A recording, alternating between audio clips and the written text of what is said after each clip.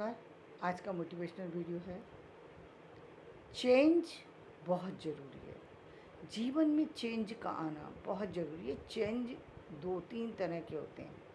पहला चेंज कौन सा है? पहला चेंज है कि जो प्राकृतिक चेंज है, जो कि प्रकृति के कारण से चेंज आता है, जिसमें कि हम कहेंगे कि जो अ, तापमान का चेंज या वर्ष के चेंज या ऋतुओं के चेंज, हम इन सबको चेंज या दिन का चेंज, दिन के बाद रात का आना, ये सब चेंज जो कि प्राकृतिक हैं, जिसमें आप कुछ नहीं कर सकते। प्रकृति अपना परिवर्तन लाती ही लाती है। वो समय के साथ आता है और समय के साथ चला जाता है। उसमें आपको उसी के अनुसार ढलना पड़ता है। एक चेंज वो है। दूसरा चेंज कौन सा है? दूसरा चेंज कृत्रिम चेंज। कृत्रिम चेंज कौन सा है? वो चेंज जिसमें आप बदलाव ला सकते हैं। यानी आप संभावनाएं हैं, कुछ चीज़ें ऐसी हैं जहां आप बदलाव ला सकते हैं। आपके कपड़े हैं, आपकी ड्रेस है, आप ड्रेस चेंज कर सकते हैं। ड्रेस में बदलाव ला सकते हैं। रहन सहन में बदलाव ला सकते हैं। स्वभाव में बदलाव ला सकते हैं। एजुकेशन में बदलाव ला सकते हैं। अपने जो आपका व्यवहार है उसमें परिवर्तन ला सकते हैं। और ये सब बदलाव किसके लिए ज़रूरी है? आपके जीवन के ग्रोथ के लिए बहुत ज़रूरी है। यहाँ आप परिवर्तन ला करके चीज़ों को बदल सकते हैं। जैसे प्रकृति ने अपना रंग दिखाया। प्रकृति ने गर्मी की आज आज देख सकते हैं कि गर्मी, अगस्त का महीना है, गर्मी पीक पर है। जो देखा जाए तो बाहर जाने की इच्छा नहीं होती। मौसम कभी बारिश हो जाती है, कभी धूप थोड़ी सी दिखाई देने लगती है, कभी उमस हो जाती है। तो मौसम थोड़ा सा ऐसा है जहाँ पर व्यक्ति यदि चाहे तो वो चाहेगा कि घर के अंदर ही रहे। और घर के अंदर वो कैसे सुकून पा सकता है? तो कहेंगे हम एसी में रह कर के, कूलर में रह कर के, या फैन के अंदर रह कर के वो किसी तरीके से उस गर्मी से अपने आप को बचाव कर सकता है। तो ये चेंज है कि आप उससे बचाव कर सकते हैं। दूसरे बचाव कौन सा? दूसरा ऐसा भी है कि कुछ लोग पहाड़ों पर ही शिफ्ट हो जाते हैं। इस परिवर्तन के साथ साथ जगह का ही परिवर्तन कर लेते हैं। एक और तरीके के व्यक्ति हैं जो कि जगह का परिवर्तन नहीं करते, बल्कि परिस्थिति का परिवर्तन कर डालते हैं। परिस्थिति का परिवर्तन कैसे करते हैं? जैसे उन्होंने कहा कि मुझे विंटर अच्छी नहीं लगती, तो विंटर में मुझे विंटर का मौसम मुझे अच्छा नहीं लगता, तो विंटर में ऐसी किसी जगह पर चले जाना जहाँ जो मौसम है वो सामान्य है, जहाँ पर न गर्मी होती है न सर्दी होती है। जैसे बॉम्बे वगैरह लोग चले जाते हैं, वहाँ पर बहुत ज़्यादा गर्मी नहीं है, बहुत ज़्यादा सर्दी नहीं है। तो वहाँ पर एक ऐसा समय जिस समय हम बहुत सर्दी का पीक का टाइम होता है, वहाँ पर आप उस सर्दी के मौसम में कहीं ना कहीं उस कूलनेस से कहीं ना कहीं बच सकते हैं और अपने आप को कहीं ना कहीं काम में जो है वो आप अपने पूरे कामों को जो है अंजाम तक पहुंचा सकते हैं। यानी आप दिल्ली में बैठ के वो काम नहीं कर सकते, आपको अच्छा नहीं लगता दिल्ली में रहना, लेकिन आप बॉम्बे में जा कर के उस क्लाइमेट के अंदर अपने आप को कंफर्टेबल कर सकते हैं। तो आप वहाँ जा कर के अपने कार्यों को अंजाम दे रहे होते हैं। घूमने के पर्पज़ से नहीं है, बल्कि अपने काम की ग्रोथ के लिए गए हैं। अपने काम, अपनी मीटिंग कर सकते हैं, अपने काम कर सकते हैं, कार्य क्षेत्र ही बदल सकते हैं, लोगों को वहाँ पर बुला सकते हैं। फाइनेंशियल स्थिति यदि आपकी अच्छी है तो आप उसके अनुकूल सारी चीज़ों को बदल सकते हैं। आप सारी चीज़ें परिवर्तित कर सकते हैं। आप विदेश में भी जा सकते हैं और वहाँ जा कर के अपनी इस समस्या का समाधान पा सकते हैं और इस समय को परिवर्तित कर सकते हैं। एक और परिवर्तन, वो कौन सा परिवर्तन है?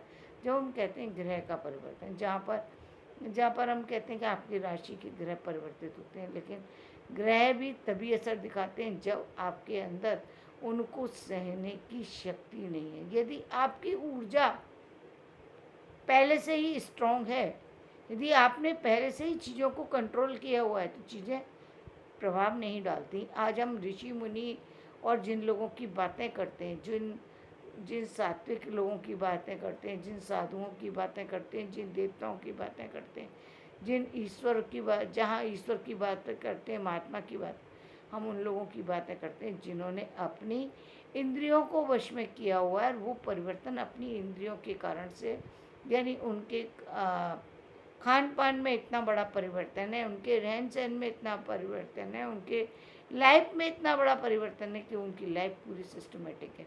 उनकी लाइफ में कितना भी बाहर से चीज़ें प्रभाव डालें, लेकिन उनकी लाइफ पर किसी तरह का असर ही नहीं पड़ता। बहुत सारे साधुओं को आप देख सकते हैं हिमालय में जाकर के साधना करते हैं, यानी बर्फ़ का प्रभाव उनके ऊपर नहीं पड़ रहा।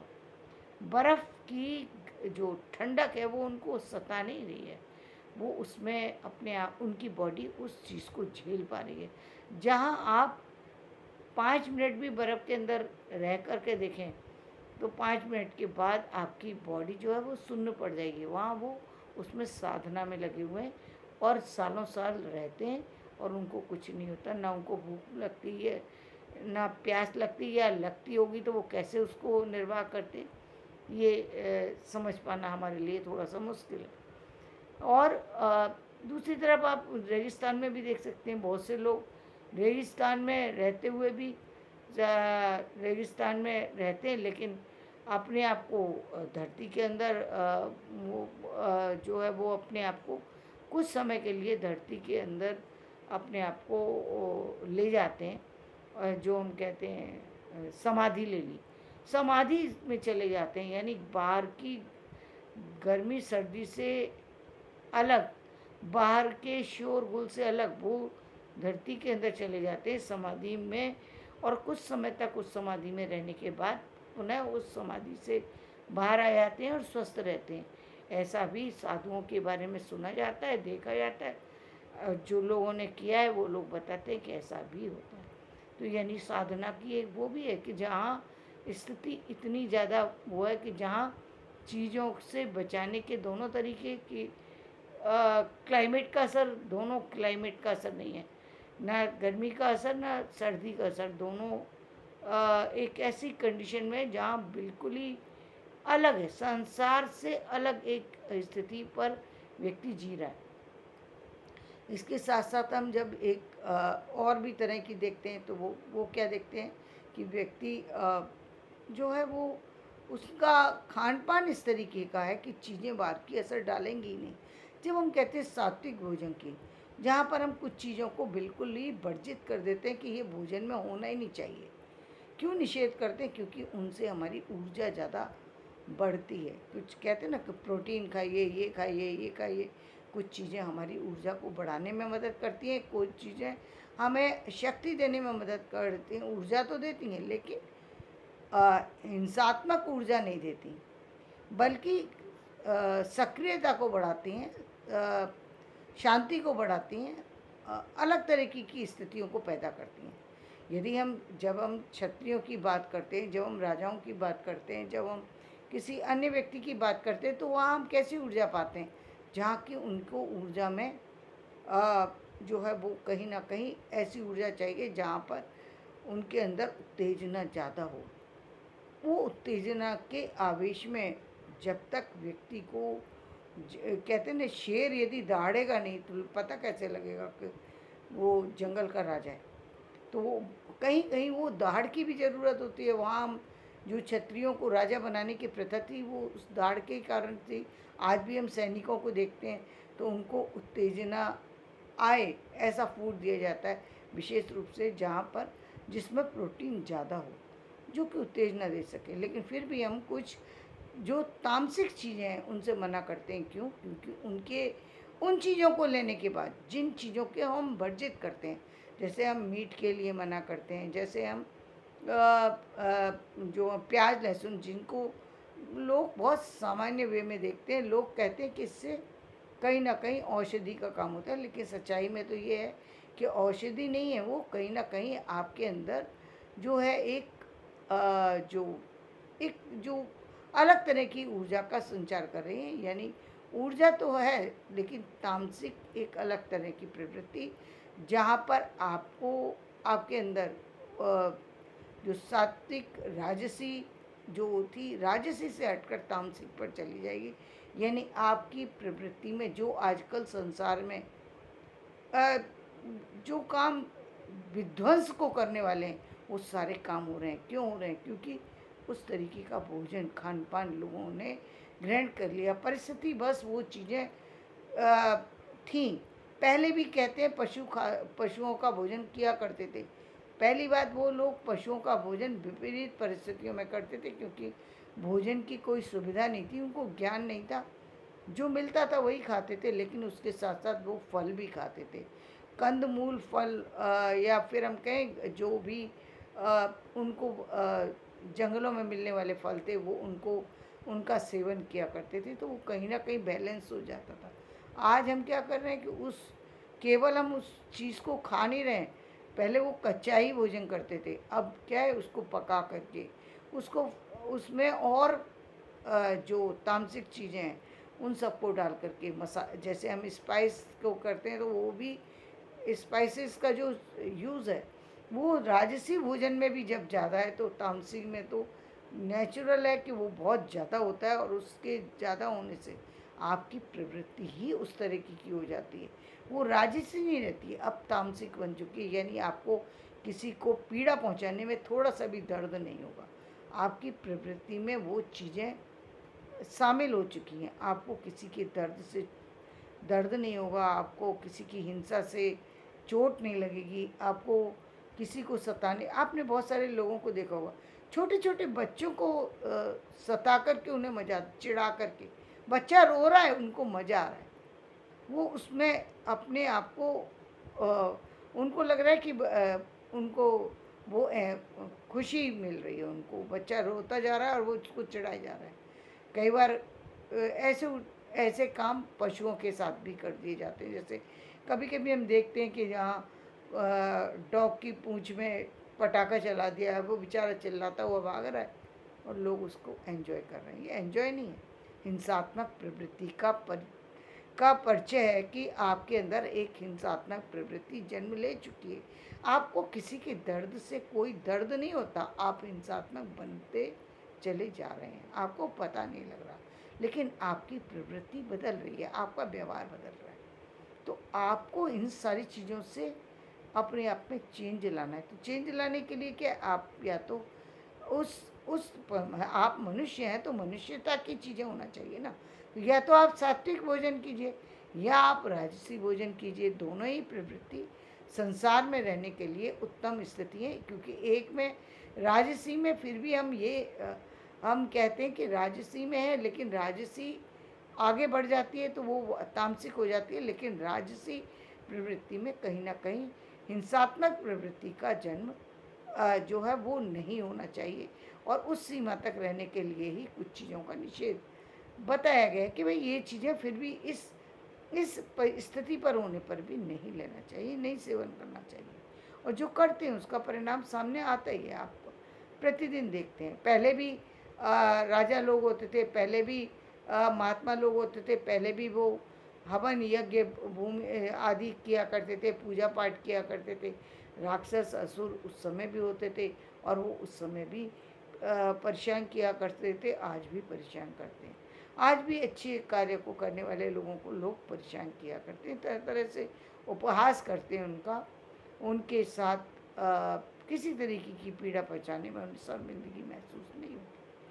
तब तरह तरह से उनका अपमान करना लोगों की प्रवृत्ति है। वो प्रवृत्ति के अनुसार अपना कार्य कर रहे हैं, लेकिन ये प्रवृत्ति जन्म लेती है। एक तो कहा कि जन्म से ही, अब आपका जन्म ही किसी ऐसे क्रूर परिवार में हुआ है जहाँ सभी राक्षस प्रवृत्ति के हैं, तो आपके अंदर वो प्रवृत्ति आई है। आप उसको बदल सकते हैं, किससे बदल कितना सकते हैं, एक सीमा तक बदल सकते हैं, क्योंकि मूल तो नहीं बदला जा सकता। जो मूल है वो किसी का भी स्वभाव नहीं बदला जा सकता, लेकिन हाँ, एक सीमा तक आप किसी चीज़ को चेंज कर जरूर कर सकते हैं। और वो है कि आप उस तरीके का यदि खान पान नहीं कर रहे हैं या चीज़ें नहीं कर रहे हैं, तो कहीं ना कहीं वो प्रवृत्ति आपके ऊपर असर डालना कम कर देती है। आपके अंदर वो स्वभाव में परिवर्तन आता है, चीज़ें बदल जाती हैं।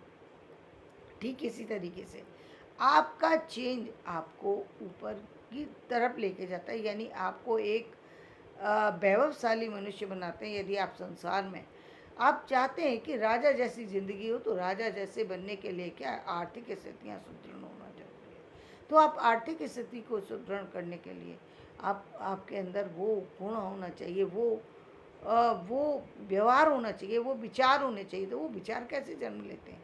रा किसी भी राजा को रोते गिड़गिड़ाते नहीं देखेंगे आप। क्या उनके सामने कभी परिस्थितियाँ नहीं आती? बल्कि मैं ये कहूँगी कि उनके सामने परिस्थितियाँ ही परिस्थितियाँ होती हैं, क्योंकि जब आप किसी बड़े पद पर पहुँचते हैं, वहाँ पर आपको सामने बहुत सारी चुनौतियाँ होती हैं, जिनका आपको सामना करना पड़ता है। लेकिन आदमी करता कैसे? वो अपने उसी व्यवहार के, उसी सौम्यता के साथ उन चीज़ों को निर्वाह करता है। वहाँ उच्छृंखलता आपको नहीं दिखाई देती, जो कि हम देखते हैं। एक सामान्य स्तर पर जब व्यक्ति होता है, तो वो कहते हैं ना, अधजल गगरी छलकत जाए। तो वो कम जब होता है, व्यक्ति छलकता है, वो बार बार अपने आप को शो करना पसंद करता है। जैसे जैसे व्यक्ति बढ़ता चला जाता है, शो ऑफ की प्रवृत्ति उसकी ख़त्म हो जाती है, क्योंकि ऑलरेडी उसके पास है। वो दिखा के क्या करेगा? वो चाहे किस वो कहीं भी चला जाए, पहली बात तो वो उसकी पॉपुलैरिटी इतनी बढ़ जाती है कि वो कहीं भी चला जाए, लोग कहते हैं ना, कहीं से भी आ रहा है वो व्यक्ति, वो फला व्यक्ति आ रहा है, तो वो लोग अपने आप उसके पीछे चलना शुरू हो जाते हैं। तो उसको ये बताने की ज़रूरत नहीं होती कि मैं क्या हूँ। लोग अपने आप उसको सम्मान देना शुरू कर देते हैं। किस लिए? क्योंकि उसने उस गुण को प्राप्त कर लिया। गुण के पीछे यदि व्यक्ति भागेगा, उस चेंज के पीछे भागेगा, मेहनत लगती है, लेकिन यदि भागेगा तो निश्चित रूप से फ़ायदा भी बहुत बड़ा ही होता है। जब बड़ी चीज़ के पीछे भागोगे, ताकत लगेगी, ऊर्जा लगेगी, चीज़ें लगेंगी। आज महात्माओं को, शिक्षकों को क्यों महत्व दिया जाता है? क्योंकि शिक्षक कल भी बड़े थे, आज भी बड़े और आगे भी बड़े रहेंगे। ये बात आज नहीं तो कल समझ में आएगी, लोगों को समझ में आएगी। शिक्षक का एक बहुत बड़ा महत्व है।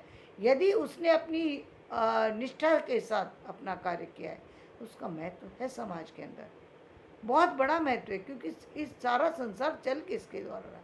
शिक्षक के द्वारा। और यदि उसके द्वारा बच्चे बन रहे हैं, कुछ उनका जीवन सुधर रहा है, उनकी उनकी जो है कार्यशैली बदल रही है, उनकी जीवन शैली बदल रही है, उनकी सामाजिक स्थितियाँ बदल रही हैं, उनकी आर्थिक स्थितियाँ बदल रही हैं, उनका जीवन का जितना भी अ, ये कहेंगे विकास है, वो उनके ही माध्यम से हो रहा है।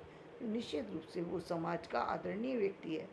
और आदरणीय व्यक्तियों को तो सम्मान हमेशा से मिला है, और आगे आज भी मिला है, कल भी मिला है, और आगे भी मिलता रहेगा।